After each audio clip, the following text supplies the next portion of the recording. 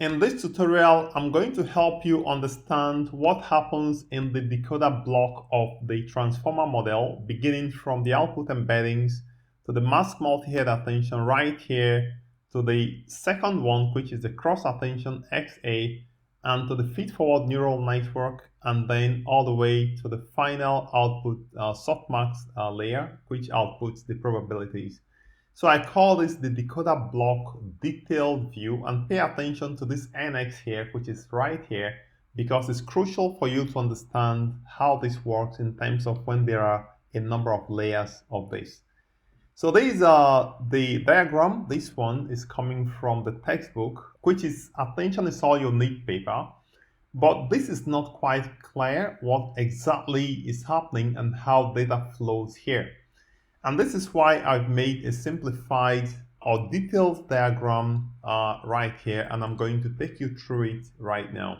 So let's go ahead to get started from the first part, which is the output embeddings. So let's start from here, and let's ask questions like, what is output embeddings and why do we need the output embeddings? So step one, we have output embeddings. Now the output embeddings here is the output from the decoder block. So the output from the decoder block is going back into the decoder block. And this is why I say you need to understand this NX here. Now for a single decoder block, we don't need the output embeddings going back inside.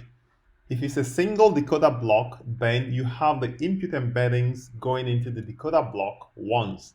However, if there is multiple decoder block, then the output of this decoder coming out of this decoder block, remember that we have the decoder block shaded, right? This is what is shaded here, and this shading here is the decoder block. I shaded it, and this is exactly what you also have right here.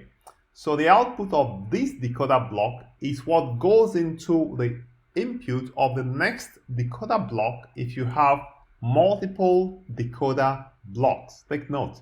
So this N here represents number of decoder blocks. So for one X, you have this input embeddings is simply the input embeddings to the decoder block.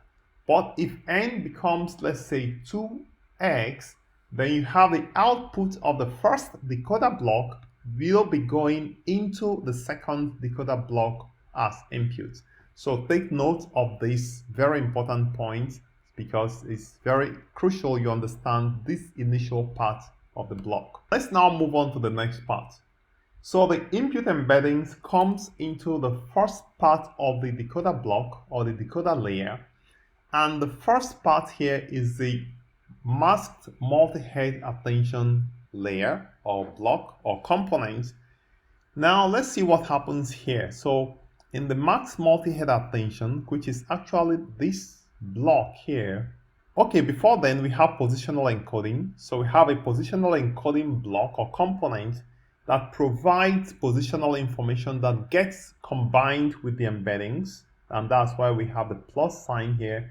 The positional information plus the embeddings is combined right here. Okay, and this combined input is passed into the multi-head attention, and this multi-head attention block is a self-attention, and it's also masked because this is what controls whether the model has access to future tokens. So this is what determines that. So if there's a mask, it's going to prevent the model from having access to future tokens or future keys and values. And now we have residual connection. You already know that residual connection is an input that bypasses the processing in a neural network and adds the inputs back, combines it with the output of the layer. So in this case, the multi-head attention layer processes the embeddings and provides an output. However, we take some of these inputs unprocessed and add it to the processed output of this masked multi-head attention, and this is why we call this residual connection. This is necessary for stabilizing the network, and then after this point, we now do a layer normalization. So layer normalization also helps to stabilize the network as well. And finally, we have the dropout layer, which drops out certain neurons in the network to prevent overfitting. So this is what happens here. So basically, this is something related to neural networks. You already know about layer normalization. It applies to neural network. Dropout applies to every other neural network that you might think about. But the difference that what makes it transformer architecture is this multi-head attention block right here. Okay, so we are done with the masked multi-head attention, and we are now moving on to the next part. Now the next part is multi-head attention, but this time it is cross attention. Remember, the attention block does processing of the queries, keys, and values, right? So QKV, and of course you also have the QKV calculation done here as well. So this is QKV for the multi-head attention. The first block is a QKV calculated from this input coming into this block. Now, what makes the cross attention different is because the QKV are calculated not just from the input to the multi-head attention, the cross attention, but it also gets keys and values from the encoder block, right? Remember, in the transformer architecture, you have the encoder and the decoder. In the cross attention block, we get our keys and our values from the encoder block, and our queries comes from the decoder block, right? Like this input here.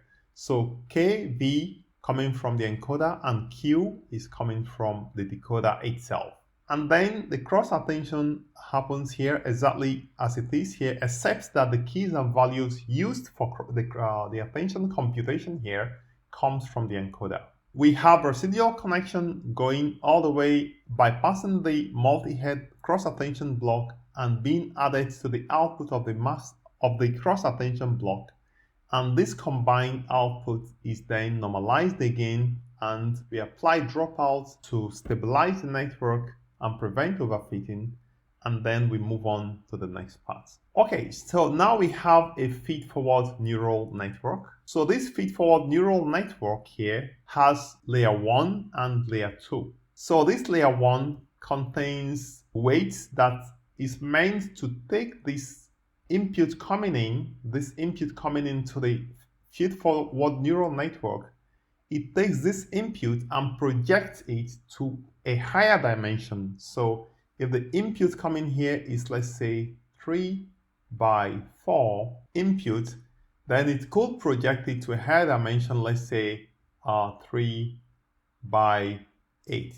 So this is just an example I'm just providing. So what it means is that the weight of this network, the number of neurons in this network is 8. Right, is 8 neurons, and the weight of this network is going to be 4 by 8. I already explained how to determine this dimension alignment from weight and input dimension and number of neurons. I already explained it in a different video, but if you want more clarification, I'll be happy to help you if you leave me a comment below. So we have the weight of this layer 1 is going to be 4 by 8, 4 by 8.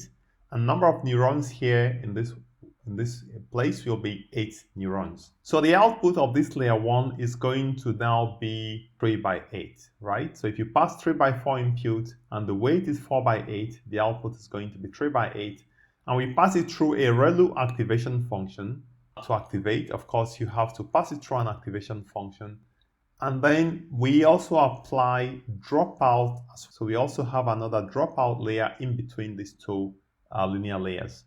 And now linear layer 2, we have the weight here, because we are now projecting it back. Let's say if it comes in here 3 by 4, we are projecting it back to 3 by 4, right? And so that means that number of neurons here is going to be 3, and the weight here is going to be, the dimension of the weight here is going to be 4 by 3. Of course, the dimension of the weight here will be 4 by 8. Okay, so in this case for layer 1, we have 8 neurons. Each of them is going to handle 3 dimensions. And here we have how many neurons here? We have 4 neurons, and each of them is going to will be able to handle three features or three dimensions. And again, we have residual connection applied here. So for the cross attention, we apply residual connection. For the self attention, we apply residual connection.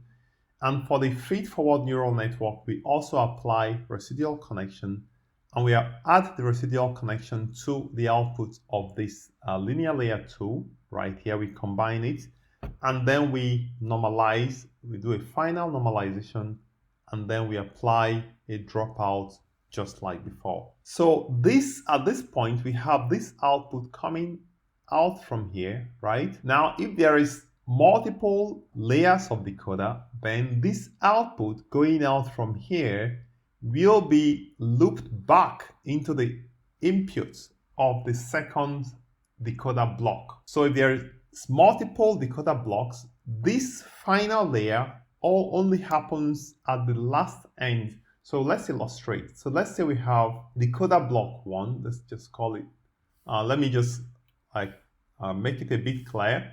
So let's say we have multiple decoder blocks. So we have, and let's say we have a third decoder block, then we have again the same thing, it repeats, exactly the same structure, it repeats. Now, n here is equal to what? Is 3.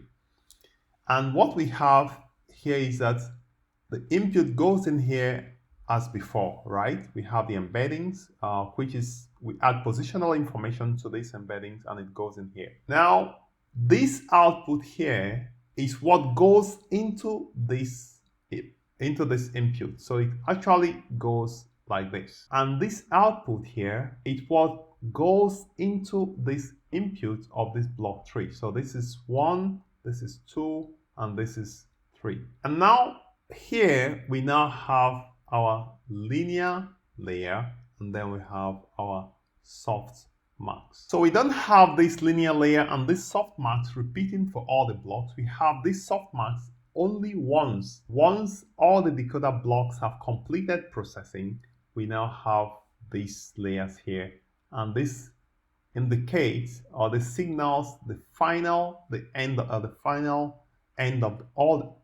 all the computation being processed in the decoder and the decoder block. So this is basically how it works, and I'm giving all these details because once I'm going to write the code after now, because I'll take you through the code, we are going to write it together. You are going to now understand how all this plays out together. So I'm going to be stopping here. I hope this is informative. I hope this clarifies everything. If you have any questions or any challenges, please leave me a comment. And also, if you want to support my channel, you are welcome to buy me a coffee or support me on Patreon, or just click on the thanks button below this video.